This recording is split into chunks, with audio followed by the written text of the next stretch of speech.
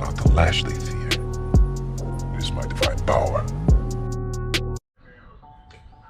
What's up? Papa up in the house. Yeah, man. So, check this out.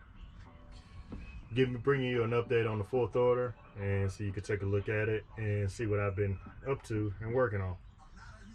So, if you've been following my YouTube and everything and my Instagram, you'll notice that the floor right here that I had and took out is because it made the box too high. And what was going on, it was hitting the ceiling, or actually the sides over here, and I wasn't able to get it in there. Now, some of the challenges you're going to run into probably in any vehicle for the most part is getting the top in after you've put the sides, the bottom, and the front in. So you got to do those first anyway before you put the top on. So when I put my top on, here's what I had to do.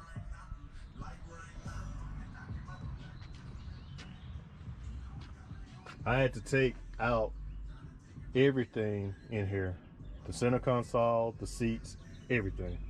And what I had to do was slide this front up, and then once I slid it up, I was able to come from the back and do it like at an angle, and then put it in on top of the box, slide the box back, and then the top kind of fell on top of it.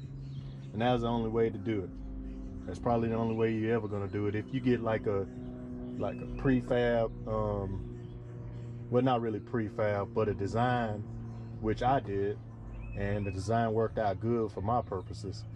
And when you get that design and you start putting it in and everything, and you can't figure out how to get the top on because you're giving your measurements and such, and it's measured, everything is correct. But that's how you're gonna have to get the top on. That's the only way. Most people, I guess right now with their Fourth Order, just building them and then tuning them later, which I'll probably do that next time, if there be a next time. So, there's my floor now, and what I done was put, a piece across there, 2x4s here, and then that's the bottom layer of the box.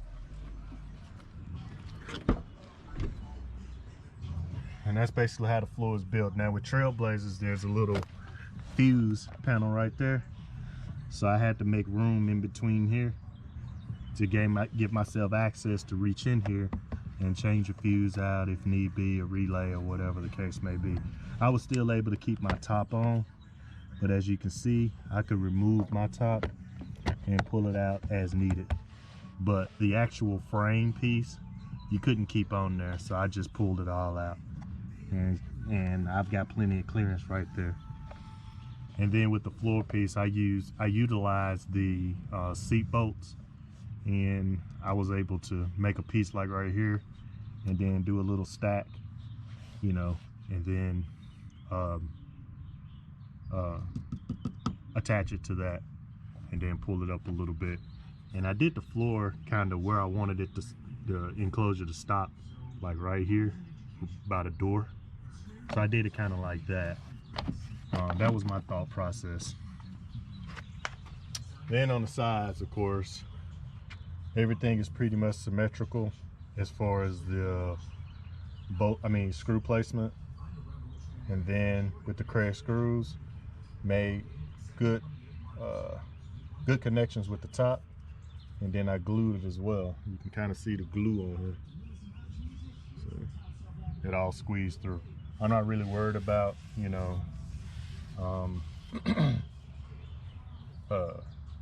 sanding that down, because I'm gonna just put a top layer on top of this just to hide everything in case the door get open or whatever. But that's how much space is in between there. Let me see. Let's do this.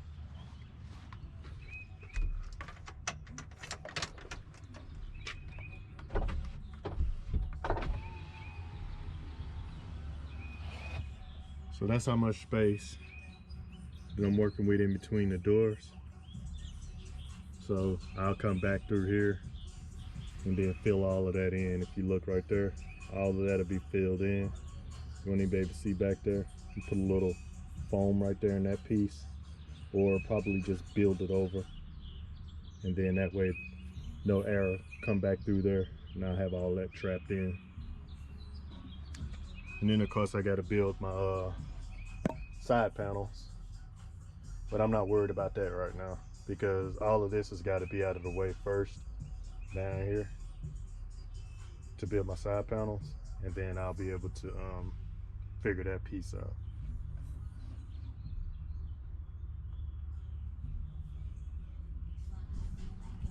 Taking you around to the front of the enclosure, as you can see, all of the Kreg hole screws is filled. I posted that on my Instagram on how I filled mine. It's a old carpenter trick.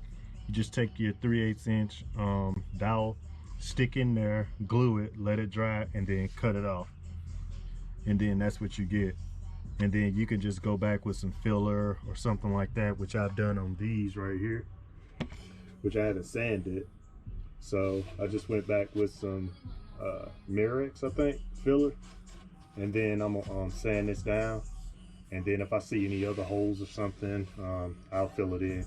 This piece is gonna be painted, so I'm not really worried about these pieces right here, more so than I am those. These will be covered up with whatever material I ended up using. I'm a carpet fan, so I'm gonna probably use carpet on the front of the enclosure as well as the side beauty panel pieces, and then up top as well. Up here I'll end up, you know, filling all of this in, coming all the way across. Now I'm still gonna have my headliner, and I think what I'm gonna do, I'm gonna try to attach my headliner to the top of the enclosure to keep it from, you know, rattling or whatever. We'll see how that works. But I feel like all of this stuff is gonna break. So eventually I'll probably take the headliner out of the front part and then, you know, fill it all the way in with wood. We'll see. The sides, of course, will be filled in with filler, spray foam. And I'm gonna go ahead and probably start doing that soon. But what I'm gonna do, whenever I put the spray foam in, I'm gonna attach a piece of, you know, 1/2 inch wood right there to keep it from spewing through, and then take the wood out, you know, pry it out, because it's gonna stick to it like glue. And yeah, and that way it's less of a mess.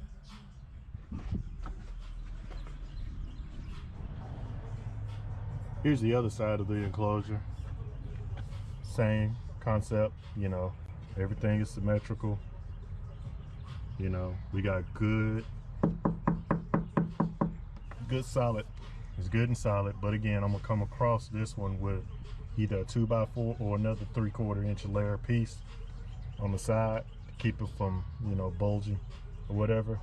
But I definitely want to join this with this, because what I've seen sometimes is this cracks on some people. So I want to come up like right here to these two pieces. So this is a 3/4 inch piece. I want to come up to about a 1/2 inch right here, and then come down and connect everything down here. And then that way I know that it shouldn't crack. It shouldn't, but we're gonna make sure. I'm not gonna take any chances. And yeah. So looking on the inside of this enclosure, you'll see I have my homemade brace in there. What I didn't, you know, figure out is that how I'm gonna screw it in. So I got me a right angle drill. Hopefully I'll be able to get it in there and screw it down. But I probably could have did Kreg screws and then, you know, did the bottom part first and then Kregged it in. But it's all good, because that'll come out if it don't work. And then there's my 4 layers of ply for the baffle. As you can see on the ports, they are rounded over on the back. You can see that round over there. See, that's rounded over. So that's good, rounded over.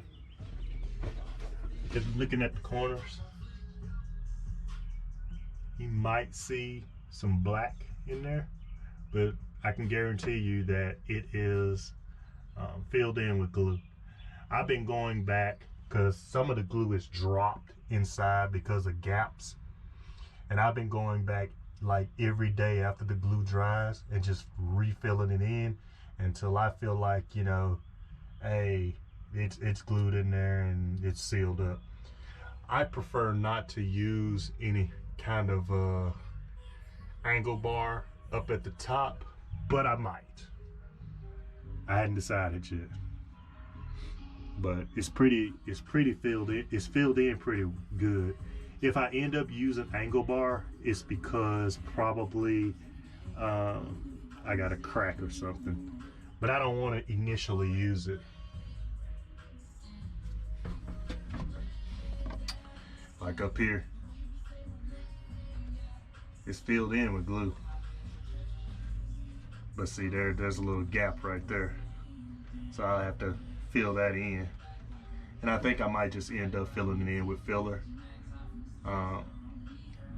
And that way, and then go across it with filler. Because that'll probably be the easiest than sitting there keep shoving glue in there. Because that piece was gapped pretty good. Yep. But everything else pretty much sealed up very well.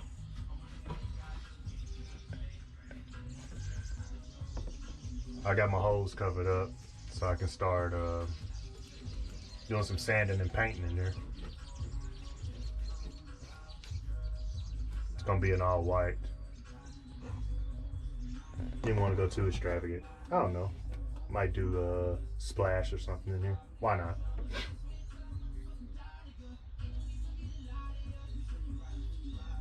Hit that like button if you like what I'm doing to this enclosure. If you like all the explanations and everything I've ran into. Right there. Go ahead and check out my Instagram so you can get an update of what I'm doing before it reaches YouTube. So right now I'm working on the fourth order, and I'm gonna give you a rundown of what I got going on. So I'm working on this back piece right here, and up there I'm filling in the foam.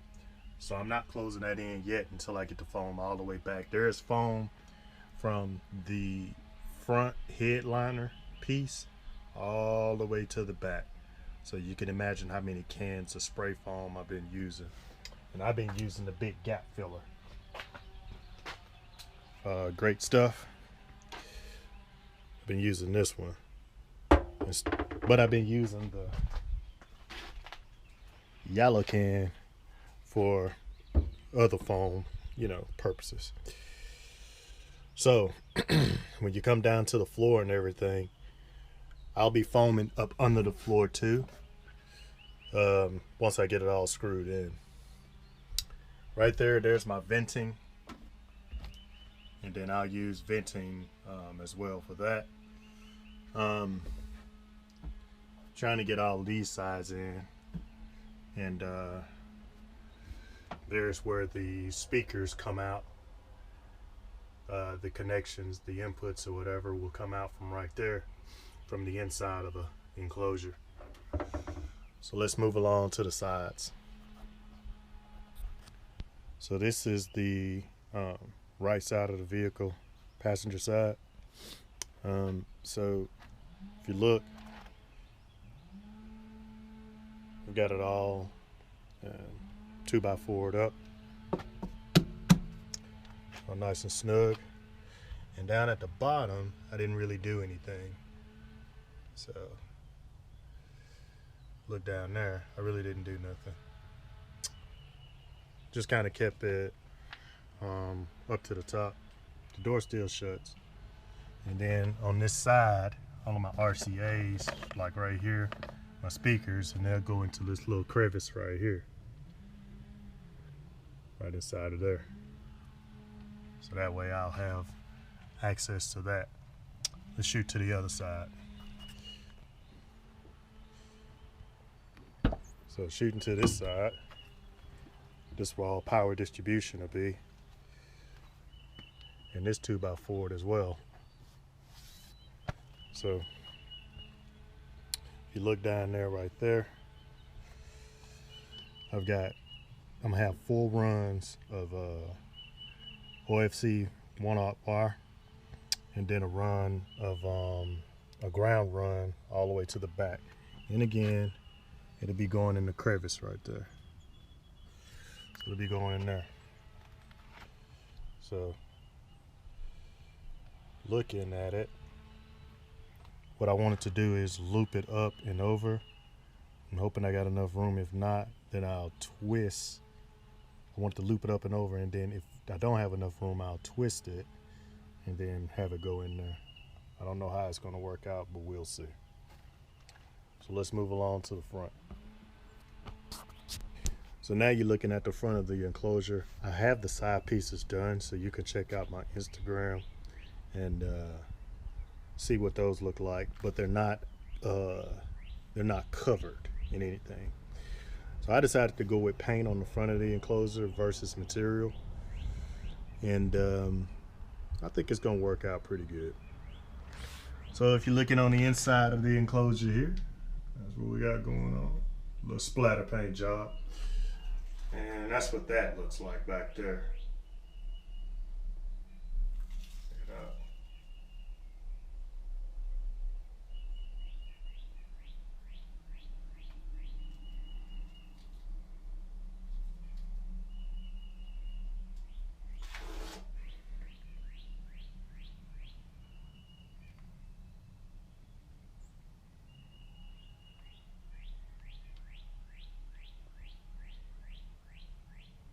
And we're gonna do the same thing on the outside here, the splatter paint job, but I have to cover up a lot more. So yeah, that's what I got going on right now. It's been a month. I've been working on it for about a month, a little over a month and a half. I mean, so every weekend, but now since we quarantined and all of that stuff, I'm able to get a little bit more work done on it than anticipated. So, but I have been taking my time because there aren't any shows that I'm going to be going to anytime soon. So leave a comment if you like what I'm doing to the build. If you got any questions, comments, you know, leave one. Yeah, man. So don't forget to comment, like, subscribe. Shoot, man. That's it. Peace out.